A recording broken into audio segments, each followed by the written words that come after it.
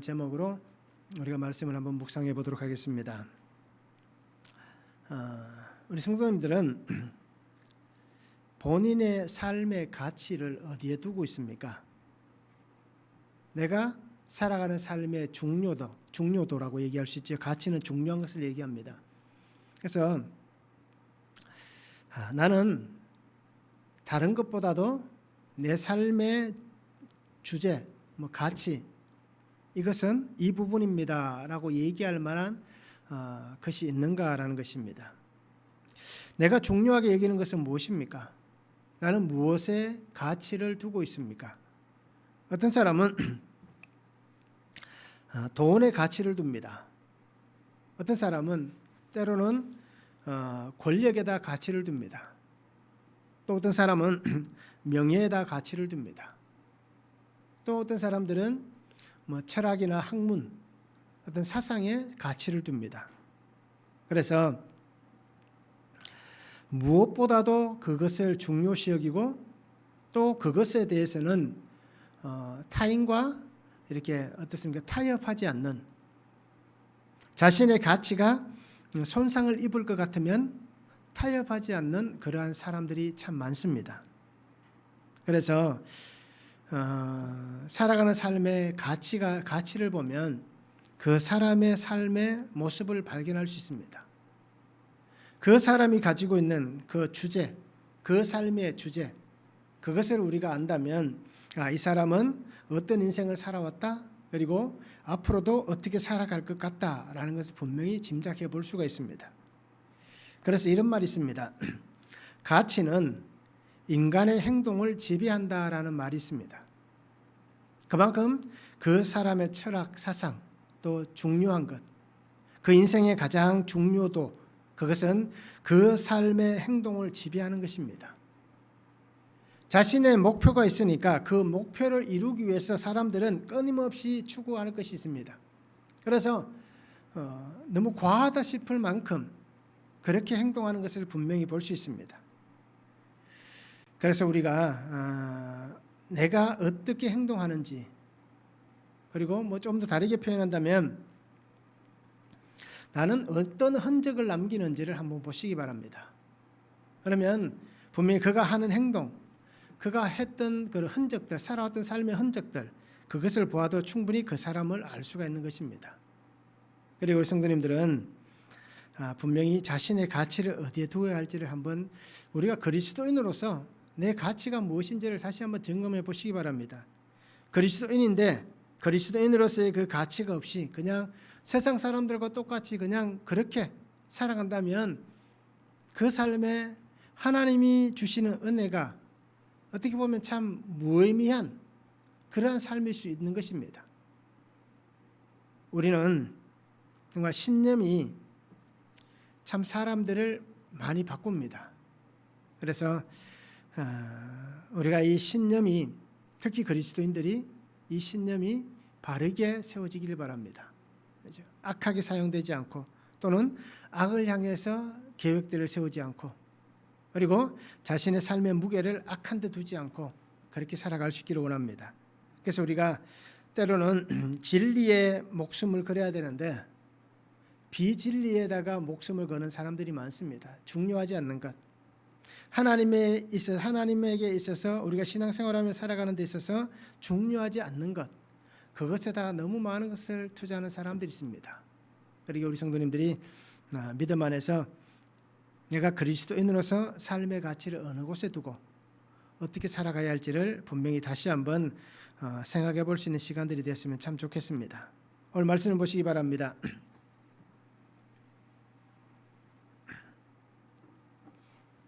바울이 예루살렘에서 이렇게 사람들에 의해서 큰 곤욕을 치릅니다. 그때 이 천부장이 군대를 이끌고 나와서, 오늘 성경에 보니까 어떻습니까? 그 군대가 바울을 호위해서, 심지어는 사람들이 때리니까 그 바울을 어떻습니까? 들고 그렇게 영내로 들어갑니다. 그 과정에서 바울이 천부장에게 얘기합니다. 내가 혹시 당신에게 말을 할 수 있겠습니까? 라고 헬라 말을 합니다. 그러니까 이 어떻습니까? 천부장이 바울이 헬라 말을 아는 것에 대해서 참 놀랐습니다. 왜냐하면 좀 맞고 이래서 몰골이 아마 그렇게 좋은 몰골이 아니었을 겁니다. 그죠? 옷은 다 찢어졌을 거고 온몸이 헝클어져 있을 것입니다. 그렇기 때문에 바울의 그 모습을 보면서 내가 헬라 말을 아느냐라고 의아해합니다. 그러면서 이 얘기들이 진행됩니다. 그래서 바울은 이 천부장에게 얘기할 수 있는 그 권한을 얻어서 백성들에게 히브리 말로 그렇게 얘기를 합니다. 그러면서 나도 바리새인입니다. 그리고 나도 여러분들과 똑같이 박해를 했던 사람입니다. 그런데 그 박해하던 내가 예수님의 음성을 듣게 되었다라고 오늘 성경에서 8절까지 얘기가 그렇습니다. 그렇게 자신을 나타내고 있습니다. 그래서 바울의 변명이란 것은 어떻게 보면 우리가 생각할 때 이 변명이란 것이 조금 안 좋은 그런 투로 들려질 수 있습니다. 변명. 그런데 변명이라는 이 헬라 단어는 자신을 변호하다는 뜻입니다. 자신의 진실을 드러낸다라는 얘기입니다. 그렇기 때문에 우리가 가지고 있는 이 변명, 좀 이렇게 어떻습니까? 부정적인 이 의미가 아니다라는 것을 우리 성도님들이 생각하시기 바랍니다. 그래서 바울의 변명 첫 번째 보면 바울이 요청하는 장면이 있습니다. 37절에서 22장 1절까지 얘기를 보면 바울을 데리고 영내로 들어가려 할 그때에 바울이 천부장에게 이르되 내가 당신에게 말할 수 있느냐 이르되 내가 헬라 말을 아느냐 그러면 내가 이전에 소요를 일으켜 자객 4,000명을 거느리고 광야로 가던 애굽인이 아니냐. 바울이 이르되 나는 유대인이라 수옵이 아닌 길리기아 다소시의 시민이니 청컨대 백성에게 말하기를 허락하라 하니 천부장이 허락하거늘 바울이 청대 위에 서서 백성에게 손짓하여 매우 조용히 한 후에 히브리 말로 말하니라.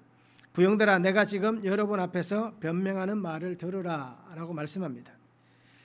바울은 예루살렘에서 성전에서 하나님 앞에 예배하고 나오는 과정 가운데에 유대인들의 어떻게 보면 큰 오해 거리를 샀습니다. 또 외국에서 온 유대인들의 그 소동에 의해서 그렇게 어려움에 처했습니다.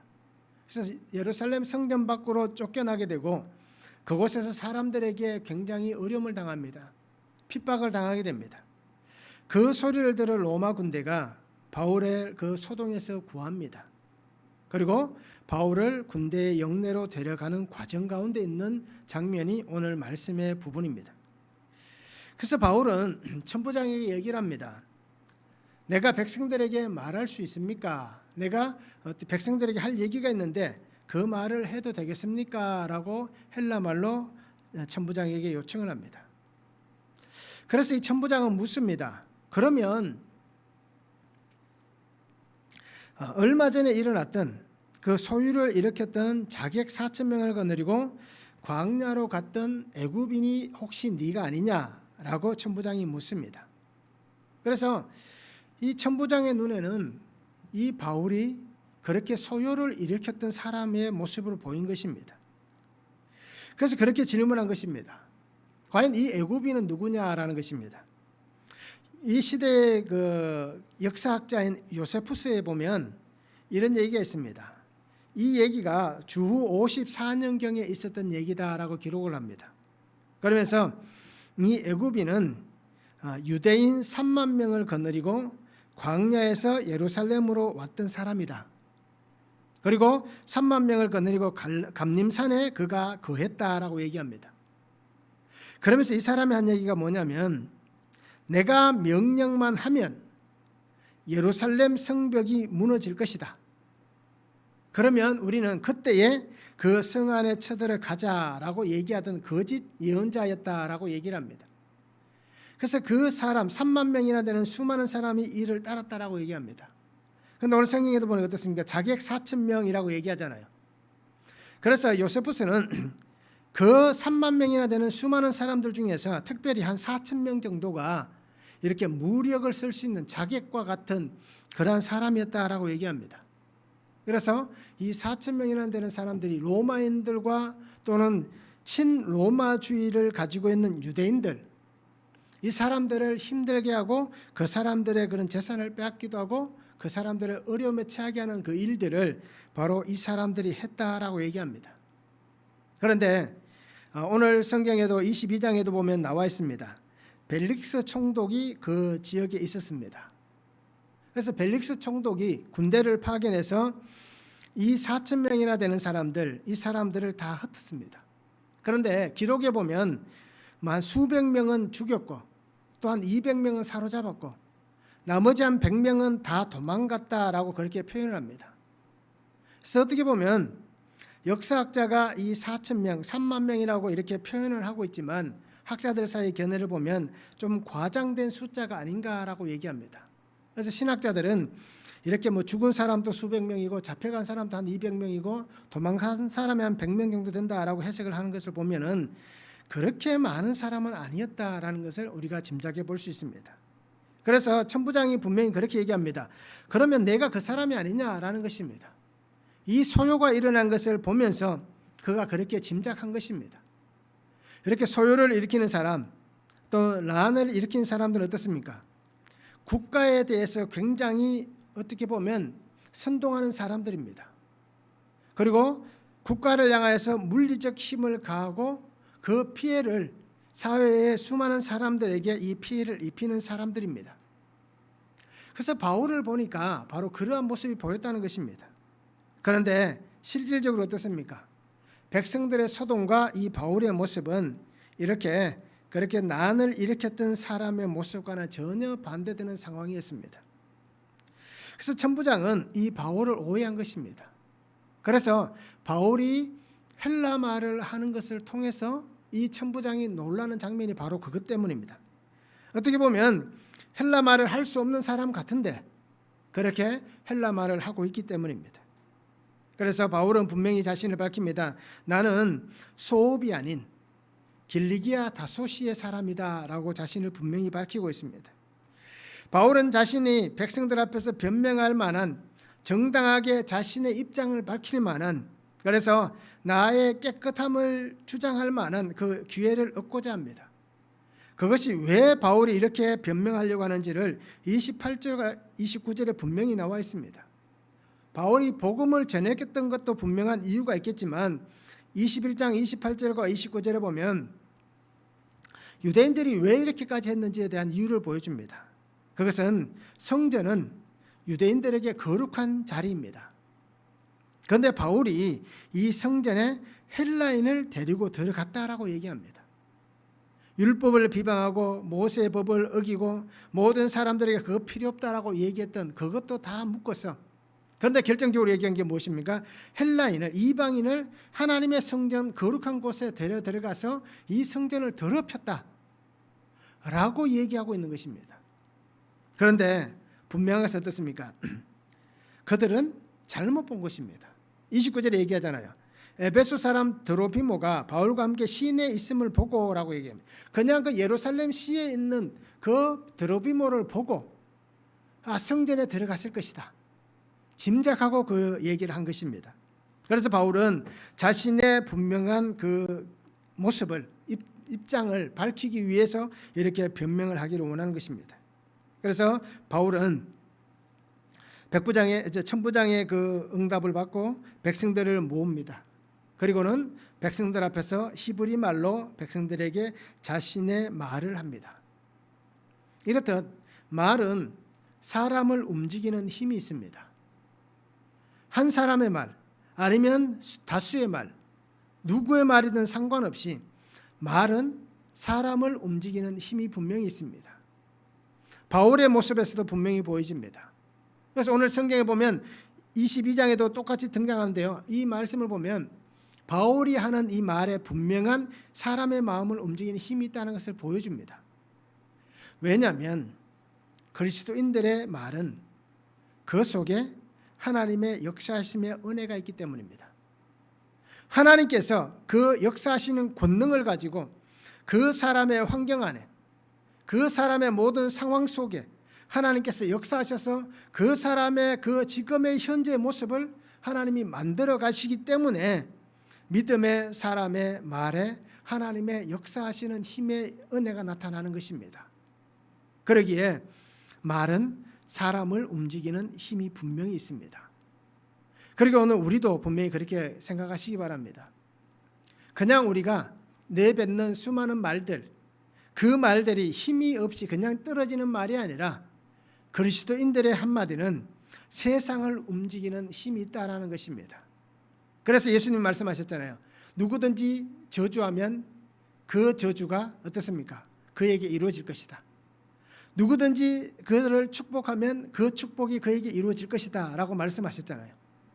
그리고 우리가 말 한마디 한마디 할 때에도 주의 깊게 조심해서 신중해서 할 수 있는 성도가 되면 좋겠습니다. 말씀을 한번 적용해 보시기 바랍니다. 나는 믿음의 용기가 있습니까? 나에게는 믿음의 용기가 있습니까? 어떤 상황이 생겨나더라도 믿음으로 담대하게 행동할 수 있는가라는 것입니다. 내게 믿음의 용기가 있어서 어떤 상황에서도 내가 담대하게 행동할 수 있는가 하는 것을 우리가 한번 적용해 보시기 바랍니다. 또 위선과 형식이 아닌 경우에 합당한 말로 복음을 전할 기회를 얻은 적이 있는가라는 것입니다. 그냥 립 서비스로 그냥 형식적으로 그 사람에게 뭐 좋게 하기 위해서 그렇게 복음을 전한 게 아니라 정말 그 한 생명을 살리기 원하는 그 애통한 마음을 가지고 그 합당한 말을 가지고 내가 복음을 전할 기회를 얻은 적이 있었는지 또 그 기회를 찾기 위해서 수고했는지 우리가 한번 말씀을 적용해 보면 좋을 것 같습니다. 두 번째는 바울의 변명은 열심히 있는 자였다라고 합니다. 2절에서 5절에 말씀합니다. 그들이 그가 히브리 말로 말함을 듣고 더욱 조용한지라 이에 이르되 나는 유대인으로 길리기아 다수에서 났고 이 성에서 자라 가말리엘의 문화에서 우리 조상들의 율법에 엄한 교훈을 받았고 오늘 너희 모든 사람처럼 하나님께 대하여 열심히 있는 자라. 내가 이 돌을 박해하여 사람을 죽이기까지 하고 남녀를 결박하여 옥에 넘겼노니 이에 대제사장과 모든 장로들이 내 증인이라. 또 내가 그들에게서 다메섹 형제들에게 가는 공문을 받아가지고 거기 있는 자들도 결박하여 예루살렘으로 끌어다가 형벌받게 하려고 가더니 라고 말씀합니다.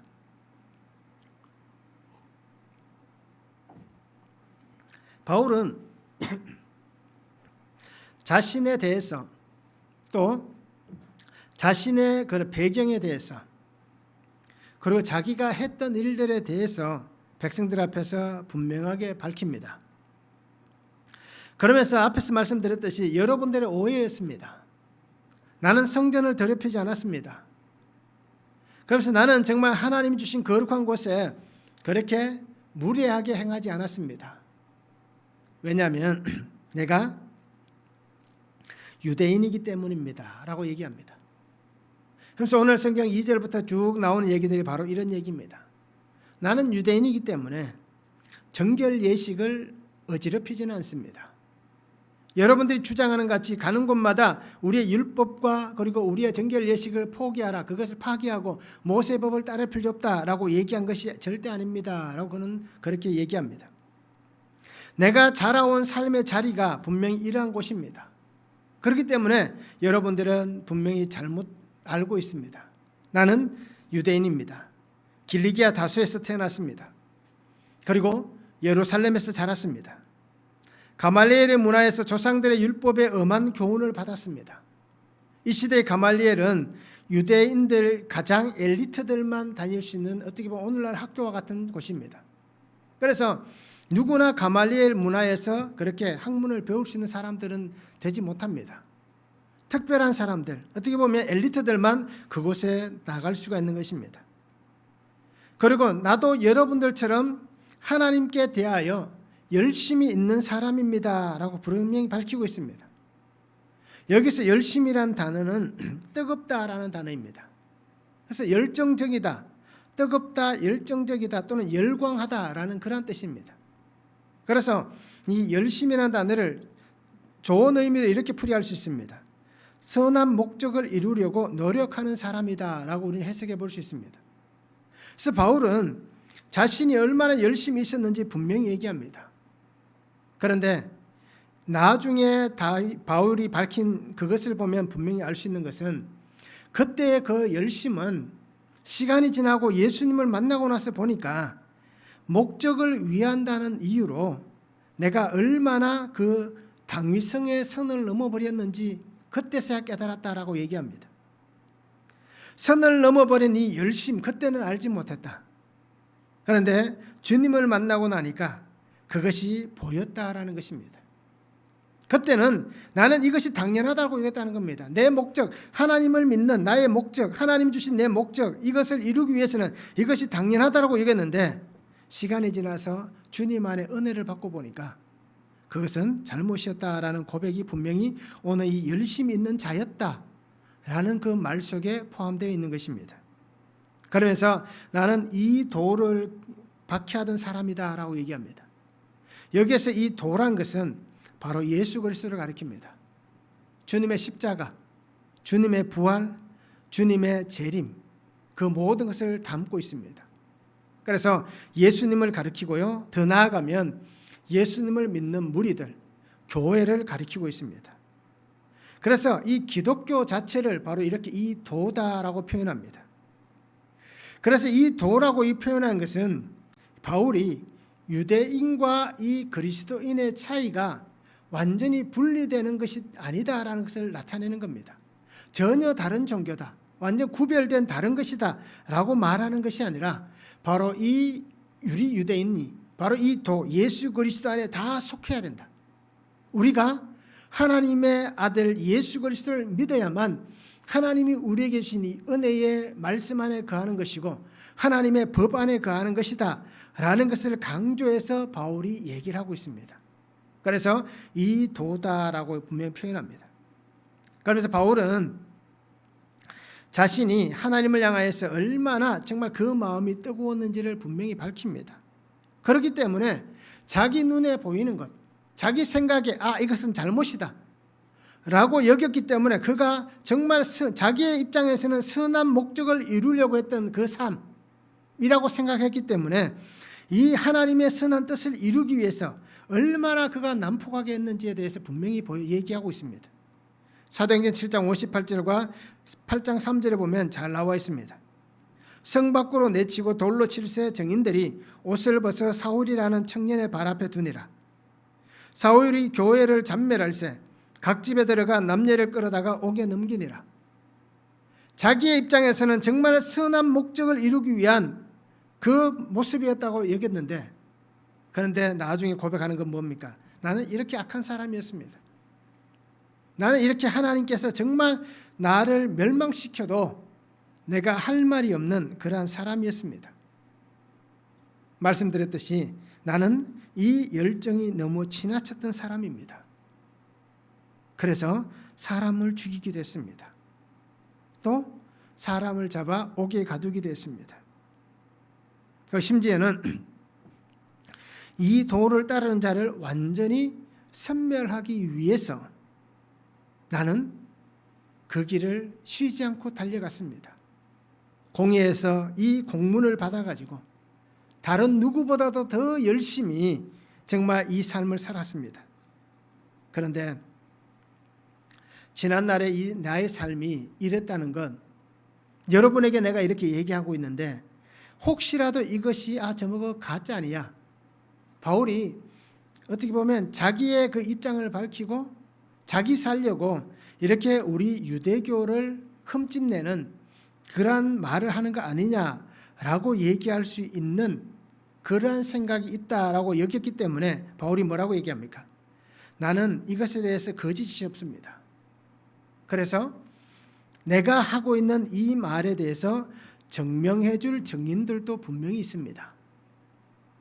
아마 바울이 얘기를 하는 이 예루살렘에 지금 많은 사람들이 모여 있지만 다수가 이 바울이 누구인지는 몰랐을 겁니다. 그가 어떻게 살았는지도 몰랐을 것입니다. 최소한 20, 30년이 지난 그때에, 그렇잖아요. 한 20년이 지난 이때에 바울이 예전에 어떤 사람이었는지 아는 사람들이 과연 얼마나 있었겠습니까? 그래서 바울은 얘기합니다.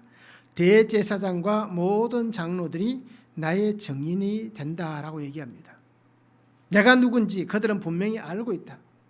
즉 이 얘기는 여러분들 가운데도 나이가 든 연세가 있으신 분들은 내가 누구인지 분명히 알 것입니다 라고 그렇게 얘기를 하는 것입니다.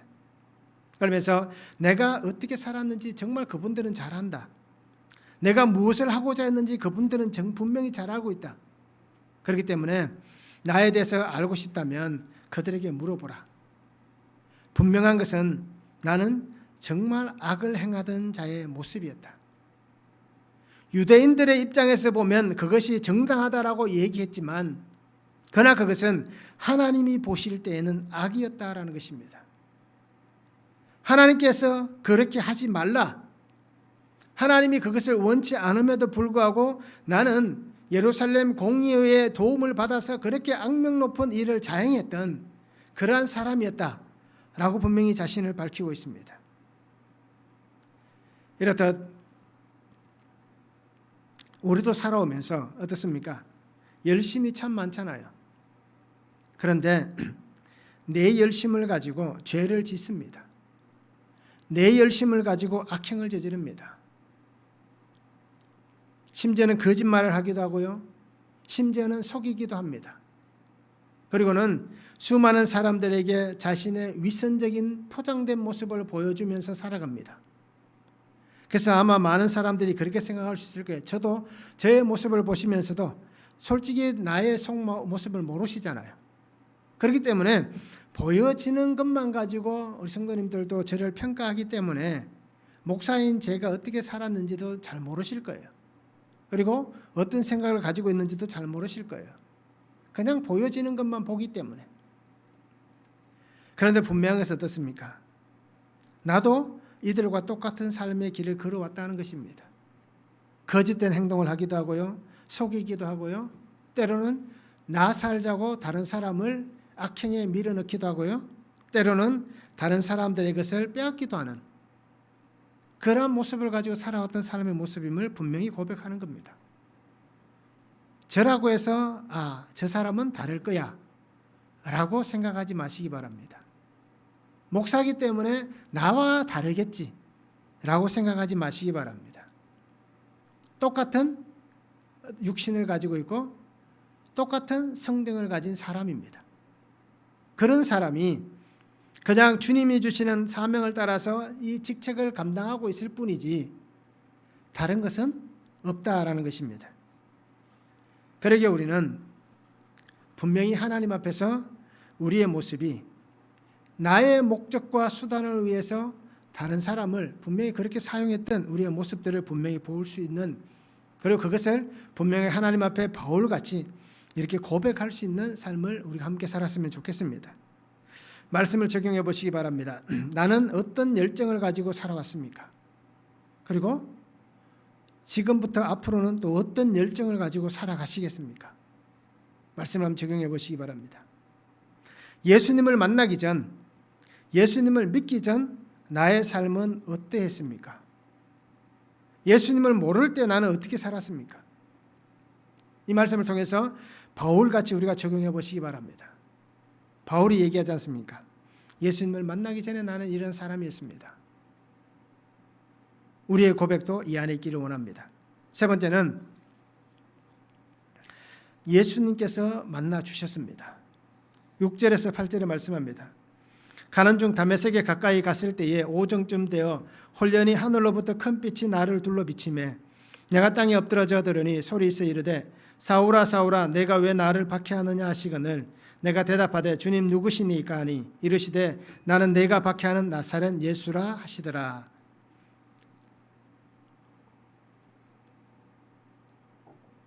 바울은 자신이 왜 지금 이 자리에 있게 된 것인지에 대해서 얘기를 합니다. 내가 무엇 때문에 지금 여러분들에게 이렇게 미움을 받았는지에 대해서도 얘기하고 있습니다. 분명한 것은 나는 다메섹으로 가고 있었습니다. 왜요? 사람들을 잡기 위해서. 앞에서 말씀드렸던 이 돌을 잔멸하기 위해서 그렇게 다메섹으로 가고 있었습니다. 그런데 그 가는 도중에 놀라운 일이 일어났습니다. 한낮에 정오에 이런 일이 일어났다라고 얘기합니다. 하늘로부터 큰 빛이 나를 둘러 비추었습니다. 그런데 그 빛 때문에 정말 나는 감당할 수 없는 일을 경험했습니다. 하늘로부터 이 큰 빛이 나를 둘러 비칠 때에 이 뜨거운 이 사막의 이 뜨거운 빛보다 정말 이 태양의 뜨거운 그 빛보다 더 강렬한 그 빛이 나를 비추었습니다. 그래서 나는 이 빛 때문에 앞을 볼 수 없는, 땅에 엎드릴 수밖에 없는 그러한 일을 당했습니다. 그런데 그 빛 속에서 한 소리가 들렸습니다. 사울아 사울아 내가 왜 나를 박해하느냐라는 음성이 들렸습니다. 그래서 나는 물었습니다. 누구십니까? 주님이란 얘기는 선생님 누구십니까? 라는 물음입니다.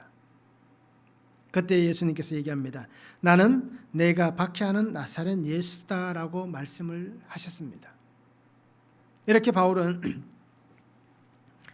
하나님께서 자신을 만나 주신 것을 전합니다. 하나님을 만나기 위해서 자기가 노력하고 애쓴 것은 아무것도 없었습니다. 노력하고 애썼다면 어떻습니까? 박해하는 길을 정말 누구보다도 열심히 걸어갔던 그것이 노력이었다면 노력이었습니다. 그런데 자기가 한 것은 아무것도 없습니다. 그런데도 하나님께서 자기를 찾아와 주셨고 자기를 만나 주셨습니다. 하나님을 향해 가졌던 어긋난 그 삶의 길에 그 열정 가운데에 하나님이 찾아오신 것입니다. 그 잘못됨을 하나님이 바로잡아 주시기 위해서 그에게 찾아오신 것입니다. 잘못된 길을 걸어가는 그에게 올바른 길을 걸어가게 하기 위해서 하나님께서 찾아와 주셨습니다. 그리고는 그 삶의 변화를 이루셨습니다. 에베소서에서 바울이 고백하잖아요. 나는 새롭게 지으심을 입은 사람이 되었다라고 얘기합니다. 그래서 바울은 나는 죄악의 길로 걸어가고 있었는데 하나님께서 나를 이 죽음의 길에서 생명의 길로 옮겨주셨습니다. 멈추지 않고 이 죽음의 길을 끊임없이 달려가는 나에게 하나님께서는 긍휼의 손을 내미셔서 나를 잡아주셨습니다 라고 고백하는 것입니다.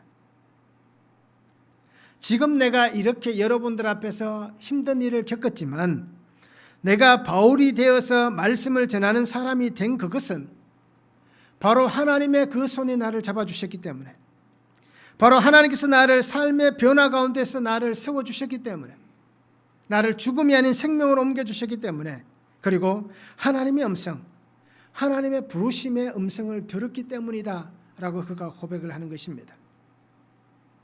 하나님의 말씀 안에서 내가 이렇게 살아났습니다. 내가 추구하던 가치가 바뀌었습니다. 내가 살아가던 삶의 가치가 바뀌었습니다.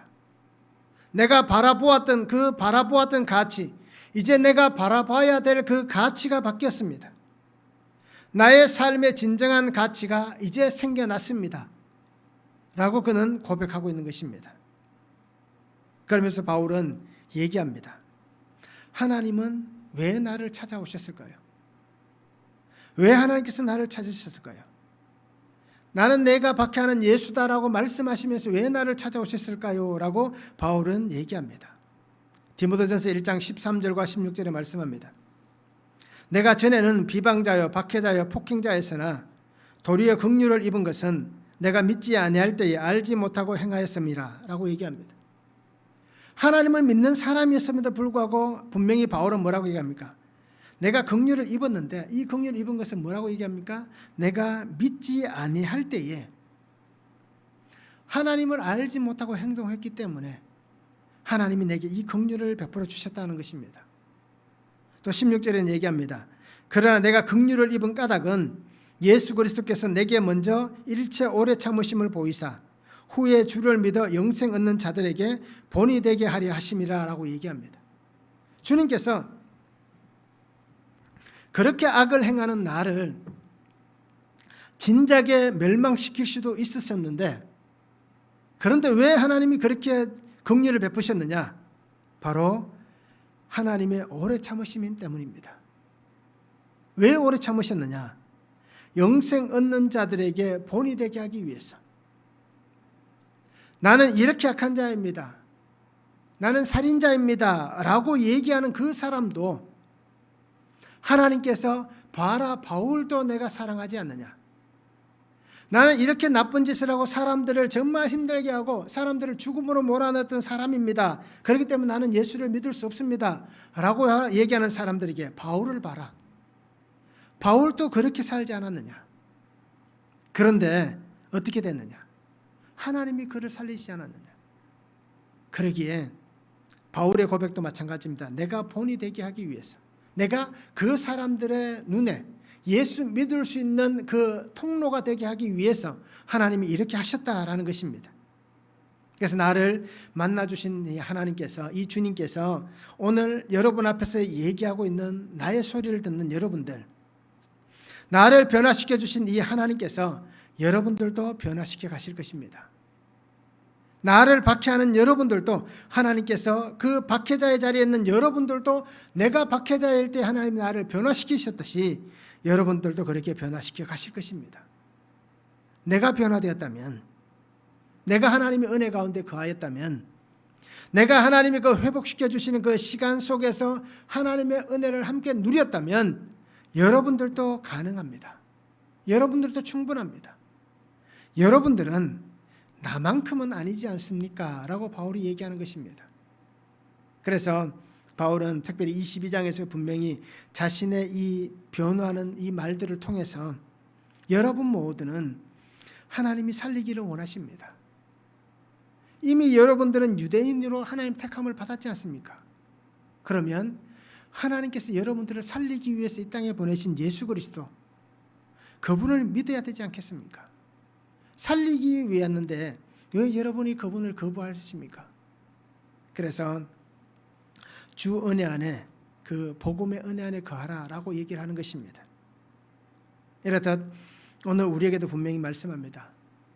내가 만난 것 같지만 자세히 한번 들여다보시기 바랍니다. 내가 노력한 것은 아무것도 없습니다. 그냥 내가 노력한 것은 숨 쉬고 있는 것뿐입니다. 숨 쉬는 노력만 내가 하고 있습니다. 그런데 주님께서 나를 찾아오신 겁니다. 그리고 주님이 나를 만나 주셨습니다. 그리고 주님이 내게 은혜를 주셔서 바울보다 어떻게 보면 나는 괜찮다라고 얘기할 수 있겠지만, 그런데 따지고 보면 바울보다 더 나쁜 사람이 바로 나입니다. 그런 나를 하나님께서 오늘 살려주시는 겁니다. 그리고 우리는 이 은혜를 바라보시기 바랍니다. 나를 변화시키셨다면 오늘 하나님은 나를 통해서 또 다른 사람을 변화시키시기를 원하십니다. 그래서 우리가 주의 복음을 잘 전할 수 있는 그러한 삶을 함께 살았으면 좋겠습니다. 말씀을 한번 적용해 보시기 바랍니다. 말씀을 묵상할 때 나의 죄가 솔직하게 드러나고 있습니까? 매일매일 우리가 큐티를 합니다. 또 매일 우리가 성경 말씀을 바라봅니다. 그리고 예배 때마다 우리가 말씀을 묵상합니다. 매일매일 들려지는 말씀들이 우리에게 참 많습니다. 그 말씀들을 들으시면서 내 죄가 솔직하게 드러나고 있습니까? 나의 죄를 고백하고 있습니까? 그래서 우리는 말씀을 잘 적용해 보시기 바랍니다. 정말 고백되고 있는지, 내가 예수님을 박해한 죄인입니다라는 것이 인정되십니까? 내가 십자가에 예수님을 못 박았다라는 것이 인정되십니까? 이것이 인정돼야 됩니다. 그러면 내가 예수님을 박해한 죄인이라는 것이 인정된다면 오늘 나를 미워하는 사람도 있고 오늘 나를 박해하는 사람들도 있습니다. 내가 주님을 박해하던 사람이었는데 나에게 하나님이 복음을 전해 주었잖아요. 그러면 내가 나를 미워하고 나를 박해하는 사람들에게 성도님들은 어떻게 복음을 전하시겠습니까? 어떻게 복음을 전할지 우리가 말씀을 한번 적용해 보시기 바랍니다. 바울은 위기 속에서 동족들에게 자신의 삶에 찾아와 주신 예수님을 증언합니다. 그리고 하나님의 은혜를 선포합니다. 그래서 위기가 곧 기회다라는 말과 같이 바울은 주어진 삶에 실망하지 않았습니다. 좌절하지 않았습니다.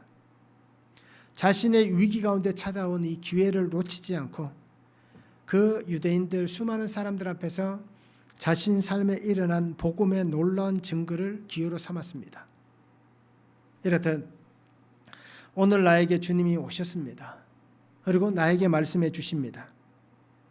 나는 이 예수님을 어떻게 전하시겠습니까? 주님의 구속의 은혜가 있기에 내가 살았습니다.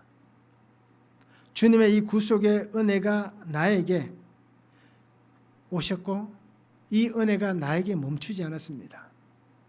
그러면 주님의 이 구속의 은혜가 나에게서 멈추게 하지 마시기 바랍니다. 끝없이 이 구속의 은혜가 흘러가기를 원하시는 아버지의 마음을 따라서 우리도 이 구속의 은혜를 흘려보내시기 바랍니다. 그 마음을 우리가 따라갈 수 있기를 원합니다. 그래서 날마다 말씀하시는 주의 음성을 들으시기 바랍니다. 바울은 주님의 음성을 들었습니다. 우리가 예수님의 음성을 들을 수 있어야 됩니다. 그냥 예수님의 행했던 일들, 성경에 기록된 얘기들 그냥 들리는 음성이 아니라 메시아로서의 예수님의 음성을 들어야 됩니다. 구속사의 말씀을 우리가 들어야 됩니다. 귀가 열려야 되고 마음이 열려야 됩니다. 구속사의 메시지가 들리는 것은 결코 쉽지 않습니다. 오랜 시간 동안 이 말씀을 묵상하면서 애를 쓰고 노력해야, 그래야 그때서야 비로소 자신의 죄가 드러나고 그 죄가 보여지고 그 죄가 고백되어지는 그 순간 구속사의 말씀이 내게 들려지게 되고 그 말씀 안에서 내 마음이 열리게 되는 겁니다. 그렇게 되기 위해서 우리는 끊임없이 말씀을 묵상하셔야 됩니다. 그냥 지나가면 들려지지 않습니다. 오랜 시간 동안 신앙생활을 했다고 해서 이 말씀이 들려지는 것은 절대 아닙니다. 말씀드렸듯이 저도 이 구속사의 말씀이 들려지는데 꽤 시간이 걸렸습니다. 그리고 우리 성도님들도 마찬가지입니다. 쉽게 들려지지는 않을 겁니다. 그리고 우리는 하나님께서 주시는 이 음성을 잘 듣고 그 말씀을 해석할 수 있기를 원합니다. 그래서 오늘 바울이 하나님의 역사하시는 통로가 되었듯이 오늘 우리 성도님들도 하나님의 역사하시는 통로가 되어서 영광의 주님과 함께 살아가는 귀한 삶이 될 수 있기를 주님의 이름으로 축원합니다. 기도하겠습니다. 사랑의 아버지 하나님 감사합니다. 오늘도 우리에게 주신 말씀을 바라봅니다. 주 은혜 안에 살게 하시고 주의 말씀 안에 살게 하여 주시옵소서. 바울은 자신에게 일어난 그 일들을 분명하게 변호합니다. 하나님 안에서 자기가 어떤 삶을 살았고 그리고 지금 왜 이렇게 살아가고 있는지에 대해서 분명히 밝히고 있습니다. 그러면서 자신의 삶의 모든 걸음은 예수 그리스도께서 인도하셨고 그 예수 그리스도, 나는 내가 박해하는 예수다라고 말씀하신 그 예수님께서 자신의 삶을 주관하시고 인도하고 계신 분임을 분명히 고백하고 있습니다. 이렇듯 아버지 하나님, 오늘 우리 성도님들 주님의 음성을 듣게 하여 주시옵소서. 주님의 그 구속사의 메시지를 듣게 하여 주셔서 하나님께서 말씀하시는 그 음성을 듣고 정말 그 음성을 통하여서 우리가 이 땅 가운데 말씀으로 살아가며 그 말씀 안에서 내 죄가 보여지고 죄를 드러내고 고백하며 하나님 내 죄의 악함을 통해서 한 생명을 살리는 귀한 약재료가 되어서 살아가는 성도들이 될 수 있도록 주님 은혜를 다하여 주시옵소서. 말씀이 들려지게 하시고 말씀이 보여지게 하시고 말씀을 따라 살아갈 수 있는 은혜와 능력을 아버지 하나님 다하여 주시옵소서. 함께 하실 하나님을 기대하며 예수 그리스도의 이름으로 기도하옵나이다. 아멘.